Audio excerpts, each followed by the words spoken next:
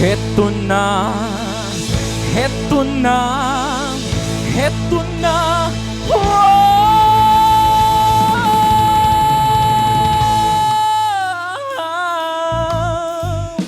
Doobie-doobie-doo, bidoobie-doo, doobie-doobie-doobie-doo-ah. Kapag nag-iisa't kasama ang gitara, basta't dumarating ang kanta, awiting maaari rin kung may kasama, tambol mo ay butas na lata. Sabayan ang sipol ng bawat pasada, huminga ng malalim at sabay ang buga. Kapag buo na't handa na ang lahat, sabay-sabay ang pasok sa bagsak ng paa. Heto na, heto na, heto na. Doobie-doobie-doo, bidoobie-doo, doobie-doobie-doobie-doo-ah. Doobie-doobie-doo, bidoobie-doo, doobie-doobie-doobie-doo-ah. Oh, ang hirap gumawa ng kantang makata, makulay na tugtugin at pananalita, kapuna-puna na parang dambuhala, mga boses na nagpapababa, at meron din namang nagboboses bata.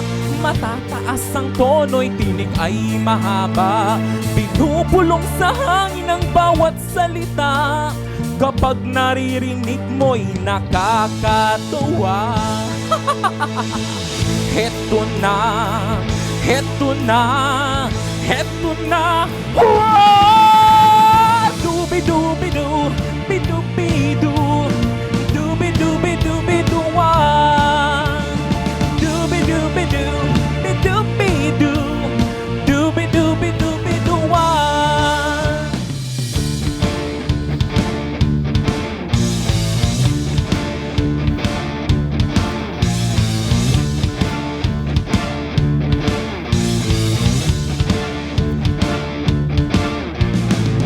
Heto na, heto na, heto na.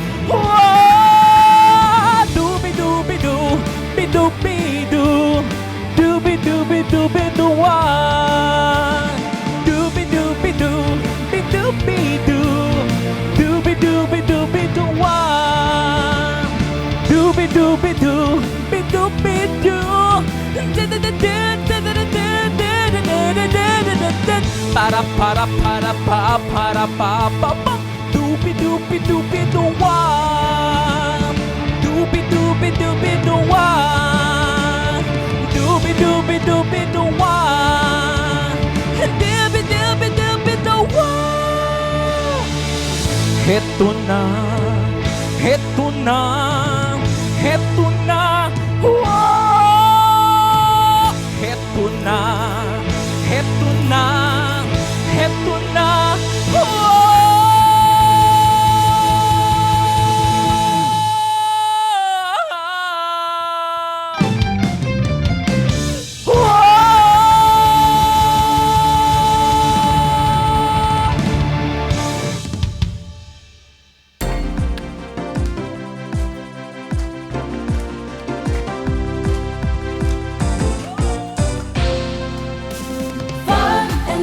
Load ka na dito, fun and laugh, at na ma-enjoy mo. Fun and laugh, masaya dito, fun and laugh, tutok na tayo. Kung gusto mo na tumawa at malimutan ng problema, fun and laugh nandito na, magbibigay sigla. Kaya't halika na, kung nais mong lumigaya, tara na, tumutok ka na. Fun and laugh, load ka na dito, fun and laugh, at na ma-enjoy mo. Fun and laugh, masaya dito, fun and laugh, tutok na tayo. Kung gusto mong iyong araw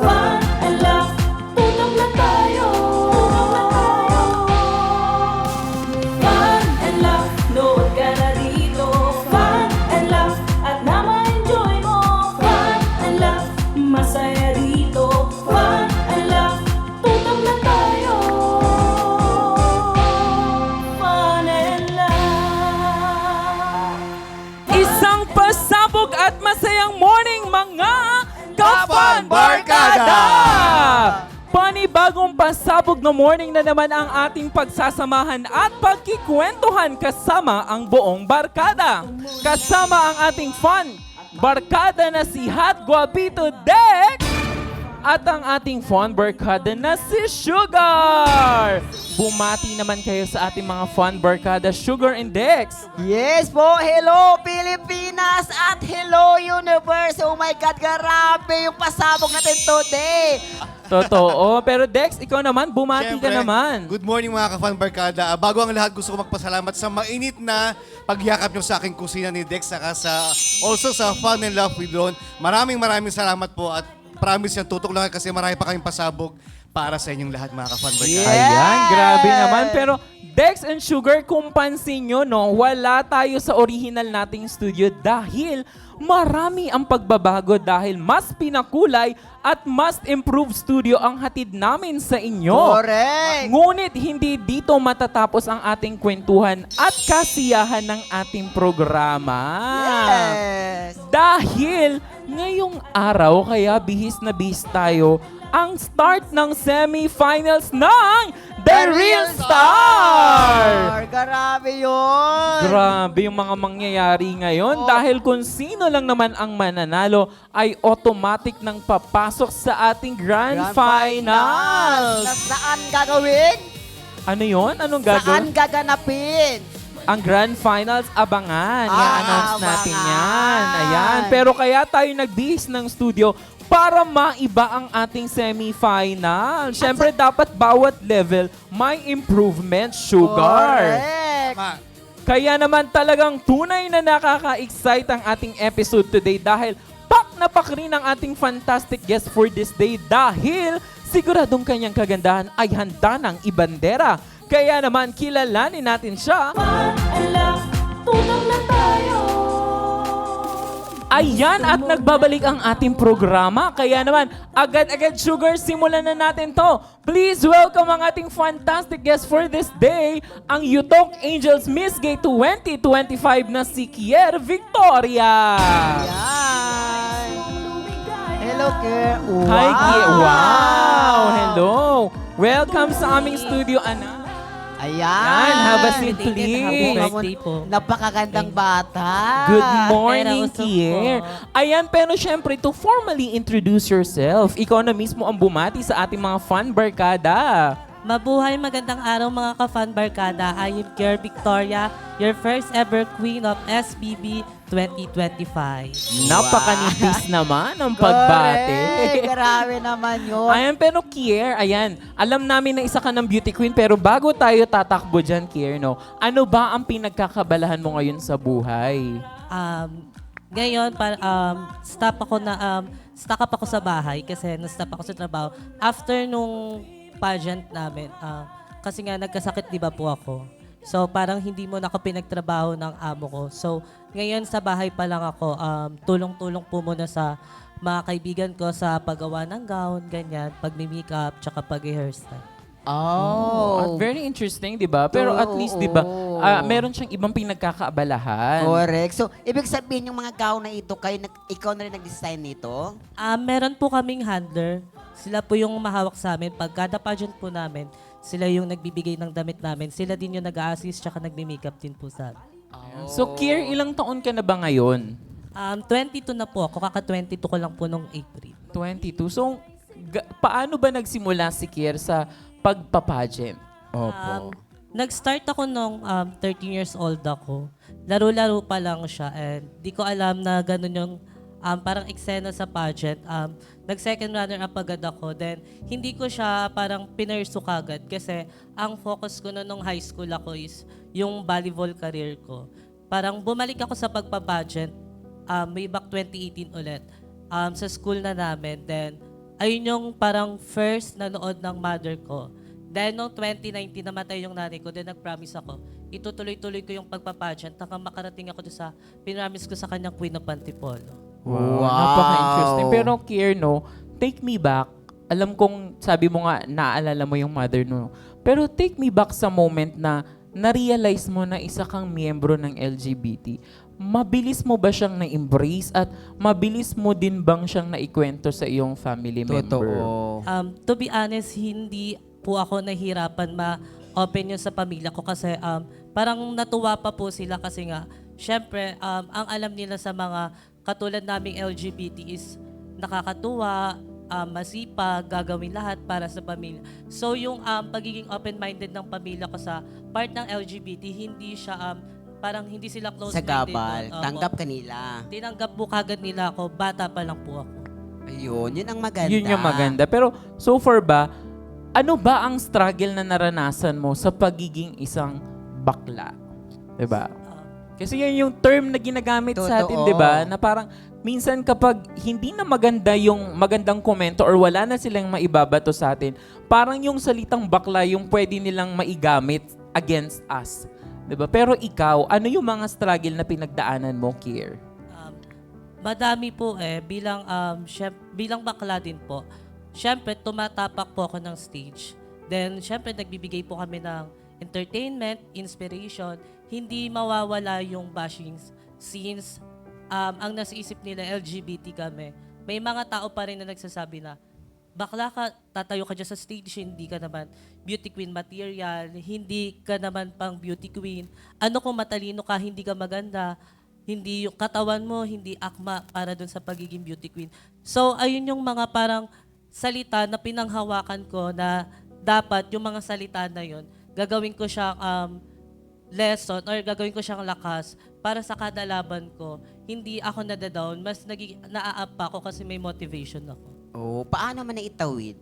Sa ganun, halimbawa, may mga tao sa yung binababa ka, dinadown ko, paano mo siya naitawid? Paano mo nilabanan? Kasi hindi madali yun Totoo. sasabihin ka na hindi ka beauty queen material. Totoo. Ganun mo na siya katapang na nababanggit ngayon. Pero alam ko at first, 'di ba, parang meron kang pagdadoubt sa sarili mo. Yes. Kwentuhan mo kami, Kier. Maraming beses po, pero ako po kasi yung klase ng tao na yung mga ganong salita, syempre, tayong mga party na LGBT, kilala tayo sa pagiging masiyahin. So yung mga ganong binibitawang salita ng masasakit ng mga tao, ang pinapasok ko lang siya sa utak ko na biro lang siya. Pero dapat gagawin ko siyang sandata para sa susunod na laban ko, yung mga salita na binitawan po nila, magagamit ko po siya as motivation at lakas ko po. Ayun. Paano mo siya, paano mo na hikayat o paano ka nag-umpisa bilang isang beauty queen? Pag ganyan. Sa school po yun namin sa Antipolo. Then, ako sa mother ko, so sinupport niya din agad ako. That time po, natalo ako and sabi ng nanay ko na sa susunod, dapat ganito yung Galingan. gagawin mo. Ganito yung gagawin mo. So napaisip ako, gusto ng nanay ko na may sunod pa.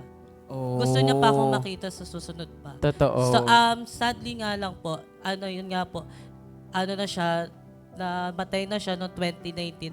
Pero yung promise namin sa isa't isa po, hindi ko siya binitawan. Kung meron kang mensahe para sa nanay mo ngayon, ano yung gusto mong sabihin sa kanya? Sa mama ko, pati na rin sa lolo ko na namatay last year, na yung promise ko na more winning moment, inuunti-unti ko na siya. And mas pinag-iigihan ko pa at pinagtitibayan po ng anak tsaka ng apo niyo po ngayon. Yes. Kaya mahirap ba maging isang kontesera? Sobra po kasi yung pressure, laging nandun yung ingay ng tao, yung sounds, yung mga judge. Pag titignan natin yung mga judge, syempre napipressure ka, ano pa kaya yung nasa isip ng mga judge? Ano kaya yung sinasabi ng yung utak nila sa amin, ano yung husga nila sa amin. So kami as a kontesera, need namin mag-isip paano namin makukuha yung judge, paano namin sila mapiplease, pati yung mga tao, para kami, mabigay namin yung magandang best namin and mapunta kami doon sa pinaka gusto naming goal. How about sa mga sa mga costume? Di ba may mga national costume? So, sino nag-provide noon? In your Yung own? handler po namin. Okay. At least may handler. May Pero handler syempre, sila. Kier, di ba, sumasali ka na ng mga pageant, kumbaga na-expose ka. Totoo. Meron na bang love life ngayon si Kier? Ay, natawa siya. Ang tagal sumagot. Paano? Pero secret pala. Secret pa. Ayaw pa Oo. i-reveal. Ayoko pa. Oo. Pero, ang tanong ko na lang, masaya ka naman. Masaya naman ang puso mo ngayon. Sobra, sobrang sobra. Lalo na nung after ng pageant, syempre, di na stress eh. Iisipin mo kung saan mo kukunin yung mga ganito. May mga bagay pa na sumasabay nga na problema, ganyan. After ng pageant, parang pagkapanalo ko, nasolusyonan ko siya. Kasi yung puso ko masaya na, tapos yung utak ko, iba na, maganda na yung takbo ng utak ko eh. So nakaisip na ako kung paano ko masosolusyonan yung problema tsaka yung mga pinagdaanan ko ng bago yung pageant. Pero ngayon, malakas na loob mo na kaya mo na humarap sa maraming tao, kaya mo na makipagsabayan sa mga mga malaking kontesera. Tablado, tama. Pero Oo. alam ko, Kier, dahil ikaw nga ay title holder, alam na namin sa tsuktsakan, sobrang galing mo. Oo. No doubt about dyan. Kaya, bago pa man tayo matapos, ay susubukan namin ang iyong galing sa ating segment na Guess the Song. Correct. Ang dapat mo lang gawin ay hulaan ng 5 segundo ang song na ipapatugtog namin. Kapag ka nagkamali ka, Kier, ay sasayaw ka ng isang TikTok dance. Handa ka ba sa aming challenge? Ready! Diba? Dito, expect the unexpected, Kier. Kaya naman, kung handa ka na, eto na ang Guess the Song number 1. In 3, 2, and 1. At wala siyang nasagot. Ang tamang sagot ay ngayong nandito ka. Kaya naman, Kier, alam mo na ang iyong punishment. Walang second chance. Yeah, agad-agad kaya naman, music please!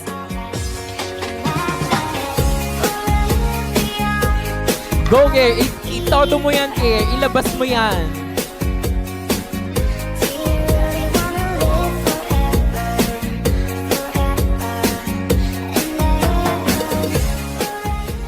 Ayan, maraming salamat, Kier. Pero hindi pa tayo tapos. Oo. Dahil meron pa tayong song tanong number 2. In 3, 2, Feeling good? feeling good is correct! Okay, nakapasa siya. Ang May galing! dalawa pa tayo. Hindi pa tayo Okay. tapos. Kaya naman, song tanong number 3. 3, 2, and 1. At wala siyang nasagot dahil ang tamang sagot ay too much love will kill you. Kaya naman, Kier, sabayan mo na siya. Sugar music, please! Batayan mo kaya, Pemron! Bruninho chegou, porra! Cadê as popozuras, caralho? Bruninho já chegou, agora a festa é no Brasil. Cadê as popozuras fazendo o quadradinho? Bruninho já chegou, agora a festa é no Brasil. Cadê as popozuras fazendo o quadradinho? Desce até o chão, esse é o bonde do Brunão. Desce até o chão, esse é o bonde do Brunão. Rebola, Ayan. At syempre, meron pang isa. May isa pa, Okay, babe. ang ating last na ating Guess the Song, number 4. 3, 2, and 1. At wala pa ding nasagot. Ang tamang sagot ay One Moment in Time. Kaya naman, Kier, ito na ang iyong huling punishment. Kaya naman, music please. Go, Sugar. Lower mo yan, Kier.